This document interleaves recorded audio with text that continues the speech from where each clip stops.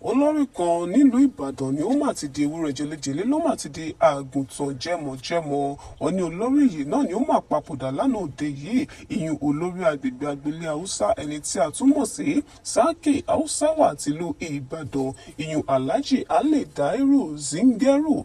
Ìròyìn tó fìdí ẹ̀ múlẹ̀ pé Zungeru yìí náà ló papòdà lálẹ́ àná òde yìí lẹ́yìn oṣù díẹ̀ sẹ́yìn eléyìí tó ṣẹ̀ṣẹ̀ joyè lẹ́yìn tí ẹ̀gbọ́n rẹ̀ Ahmadu Zairu tó fipò lélẹ̀.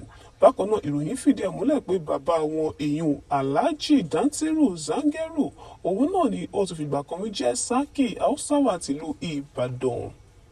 Ó ṣojú mi kòró ní agbègbè agboolé Haúsá náà eléyìí tó kalẹ̀ ságbègbè Sábó nílùú Ìbàdàn náà ni ó fìdí ìpapòdà Sákì Hausawa yìí múlẹ̀ o fún iléeṣẹ́ ìgbóhùnsáfẹ́fẹ́ tí ó sì sọ di mímọ̀ pé olóògbé náà ni yóò wọ ká ilẹ̀ sùn lónìí ọjọ́ Ìṣẹ́gun gẹ́gẹ́ bí ìlànà Mùsùlùmí.